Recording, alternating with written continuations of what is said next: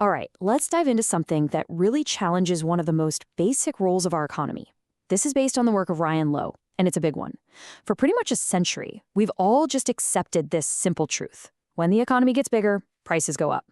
But what if that entire equation is about to get flipped completely on its head? So let's just start with the biggest question right up front. Think about it. Whenever you hear about the economy booming, you also start worrying about inflation, right? It's the trade-off we've always known. But what if that trade-off is broken? What if a massive productivity boom, one driven by AI, could actually make the stuff you buy cheaper, even as the economy is growing like crazy? You know, what we're really talking about here is a clash between two totally different economic eras. The 20th century model was pretty straightforward. Growth meant more demand, and because you only had so many people to make things, prices had to go up. Labor was always the bottleneck. But today, in the age of AI, the real bottleneck isn't human hands, it's knowledge. And as we're about to see, knowledge plays by a completely different set of rules. Okay, but before we get into just how radical this new reality is, let's do a quick recap of the old rules. You know, the ones we've all been living with for the last 100 years. Why is it that we just automatically assume that growth means things get more expensive? I mean, we all know this cycle, right?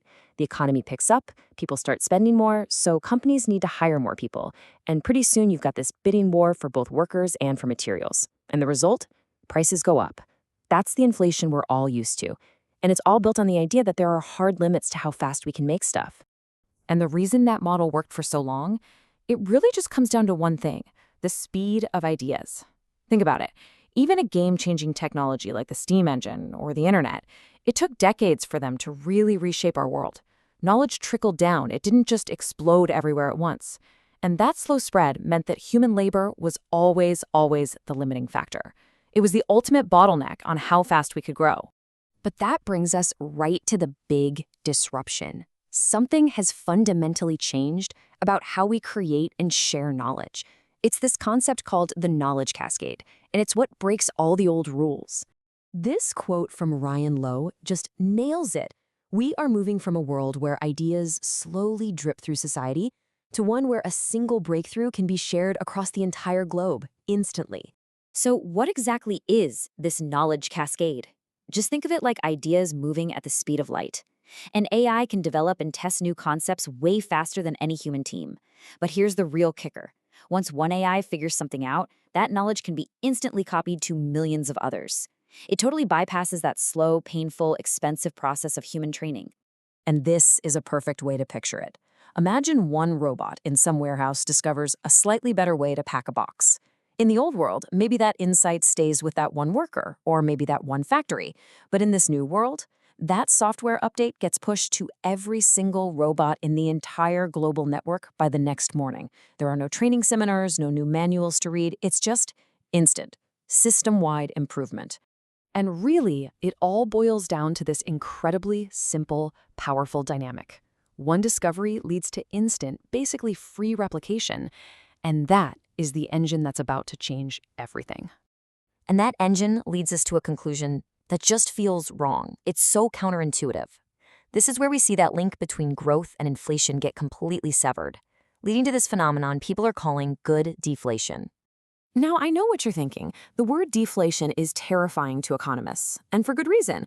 We usually think of bad deflation, the kind that happens in a depression when no one has money to buy anything. But that's not what this is. Good deflation is the result of a massive boom in productivity. It's when things get cheaper because we've gotten radically better at making them. It's a sign of abundance, not collapse. If you want a jaw-dropping, real-world example, look at DeepMind's AlphaFold. For decades, mapping the structure of a single protein could take a scientist years of their life. AlphaFold did it for over 200 million proteins and then just gave the data away. It didn't just speed up the process, it collapsed the cost of that scientific knowledge to practically zero, democratizing discovery almost overnight. I mean, think about what happened there. Once the AI model was built, the cost to share its discoveries with one more scientist or a million more scientists was basically nothing. This is what economists call the marginal cost of replication hitting zero. And when that starts happening for more and more things across the economy, well, prices really only have one way to go: down. So this new reality, it forces us to ask a totally different kind of question. If the cost of actually making things is plummeting towards zero, then the whole economic game isn't just about earning a good wage anymore. It becomes about something way more fundamental. To put it as simply as possible, we are getting insanely good at making stuff. The hard part, the real challenge for the 21st century, is figuring out how to distribute all this newfound abundance. How do we make sure that everyone actually benefits from this explosion in productivity? So what does this shift actually mean for you and me? Well, in the old world, your economic security came from your paycheck. The value of your labor was everything. But if AI and robots start doing huge chunks of that labor, your wage just becomes less important. The new source of wealth isn't what you earn, it's what you own. The really crucial question becomes, who has a stake in the machines that are creating all this value? And this quote just lays out the stakes perfectly. This isn't some abstract economic theory. If all the unbelievable wealth generated by AI ends up in the hands of a tiny group of people, we could find ourselves in a world with incredible technological abundance and, at the same time, incredible social inequality. So we're left with a question that might just define this next century. As we automate the creation of everything from physical goods to new ideas, the question of who owns the machines isn't just an economic puzzle anymore. It's one of the biggest political and social challenges we will ever face. And the answer is going to determine whether this incredible new age of abundance leads to prosperity for everyone or to a world more divided than ever before. Thanks for digging into this with us.